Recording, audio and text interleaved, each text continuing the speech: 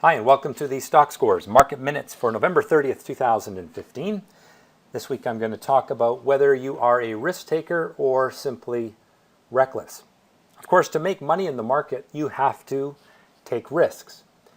The question is, are the risks you take justified by the potential reward, and do you truly understand the probability of success and failure? This goes to a very important concept in trading, which is expected value. If the trades you take do not have a positive expected value, and by that I mean if the probability of success multiplied by the potential reward does not outweigh the potential risk in consideration of the probability of loss, well then you are taking a trade that is really just a gamble. Reckless traders do not understand this concept of reward for risk, which I refer to as RR. Good traders take smart risks, calculated risks. They realize that they won't be right all of the time, but that the trades that they take at least have a positive expected value. And if they repeat those kinds of trades over and over and over again, they expect to make money. On the other hand, gamblers are simply reckless. All right, let's get into this week's analysis. We've had a fair bit of chop the last couple of weeks. The market rallied back in October, hit a high early in November, pulled back, rallied again into the start of this past week. And then, of course, with the holidays in the U.S. for Thanksgiving, we had real quiet trading activity on Wednesday and Friday. Of course, the markets were closed Thursday. And the Canadian markets were also very quiet because with the U.S. markets closed, Canadian markets tend to be pretty inactive. So not a lot of a message from the market in the last couple of trading days. What we see right now is a short-term upward trend. I've drawn that one in green, but also some resistance at 210 on the SPY, which is a falling top from the highs of November. So we want to watch real closely, does the market break up and retest those highs of early November, or do we break that green trend line? I expect we'll get our answer Monday or Tuesday of next week, and that will set us up for the next leg of trading action. We want to watch this real closely, most likely Monday morning, to see where the market goes. Longer term chart of the SPY, you can see that we've still got that slightly falling top. It's not a critically bad pattern until the green trend line that I've drawn is broken. So for now, I would say be somewhat cautious because the market is bumping up against resistance and it could simply take some time to get through that. But you want to watch, do we get another sell-off? Do we break down from a falling top? Because if we do, we may threaten that long-term 5-year upward trend line. The small caps are outperforming the large caps again, and I think the market is expecting that the Fed is going to end their stimulative action with low interest rates, and as a result, alpha may start to rise again. We really haven't had a lot of alpha stocks in the last, well, it's almost been 9 years to be quite frank, since the Fed began its stimulus programs and the market, of course, corrected into 2009.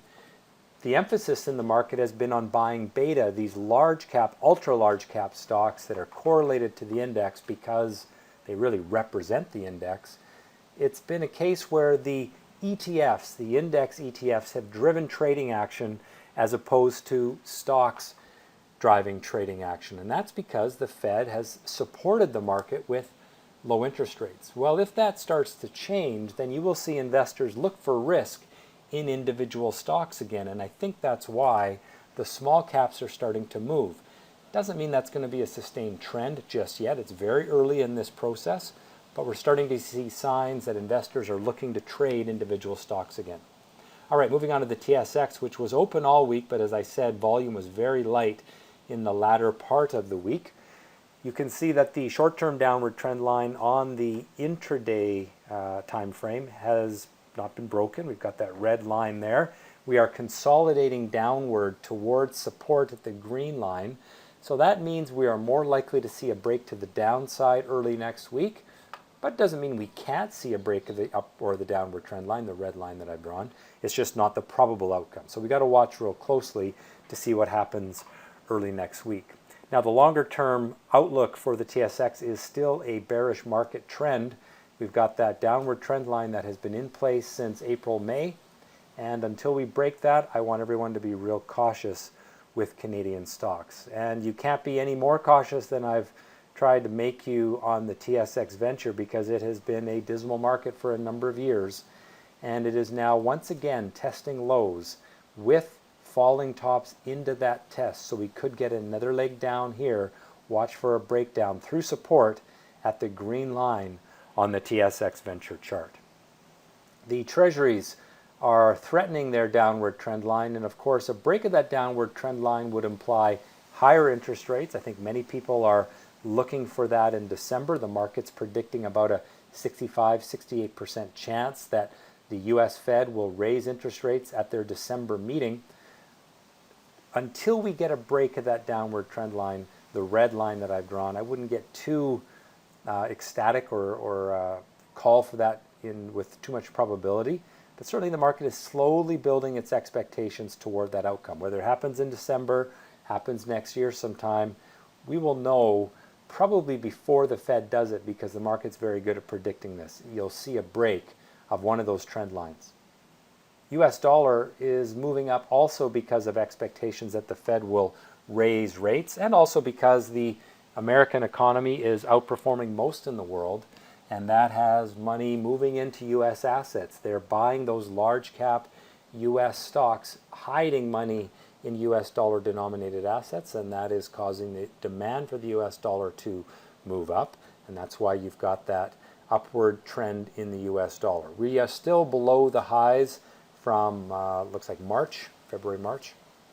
And so I expect we'll get up to that level and then go sideways for a while, but the longer term outlook remains bullish for the US dollar. The long-term outlook for gold, inversely to the US dollar, is of course bearish. As there is strength in the US dollar, you tend to get weakness in gold, and you can see the weakness there as gold remains in its downward sloping channel that it has been in for a number of years. We are getting close to the bottom of that channel, which means you will get that oversold bounce as people think, oh, well, maybe it's time to buy some gold again because it's been going down for a couple of months. You often get that. You can see inside this channel we've had a number of periods where gold has rallied, and those little rallies in gold can be quite lucrative for the shorter term swing trader who plays some of the gold mining stocks. They can often move 15-20% in a week on the bounce back in gold. But for now, there's no sign of that, so wait for some buyers to come into gold before you try to make that short-term trade. On oil, basically we've got pessimism. The falling tops that I've highlighted with the red line show us that the sellers are in control and probably getting stronger. We held some support in the last 2 weeks at that little rising bottom, and that's encouraging if you really are looking for a glimmer of hope. But let's face it, the downward trend line that was broken a number of weeks ago failed, and we're back into the downward trend and looking like it's more likely that we will test the lows of August than break the downward trend line that has been in place for some time.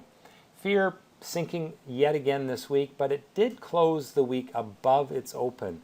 And I think the market may be speculating that that low volatility that we had into the week could culminate with a break higher or lower in the market with some volatility. And of course, if we get more volatility, that'll cause the VXX to move up, since it is based on the volatility index of the S&P 500 futures market. All right, so my ratings, I am neutral on both time frames for US stocks, and I've lowered my rating on Canadian stocks to bearish on both time frames. Gold remained at bearish on both time frames. Oil now bearish on both time frames. It was a quiet holiday trading week, and it shows the market stalled at a falling top of resistance. We want to look for a directional break next week, early next week, as a clue of what the next leg will be for the trend of the market. I would say it's slightly more likely to be down than up, but it is far from certain. Gold is ugly, but it is getting oversold, and we may see a bounce in the next couple of weeks. Oil drifting lower and nearing its long-term support. Well, that has been the Stockscores Market Minutes for November 30th, 2015. Have a great week in the market and trade well.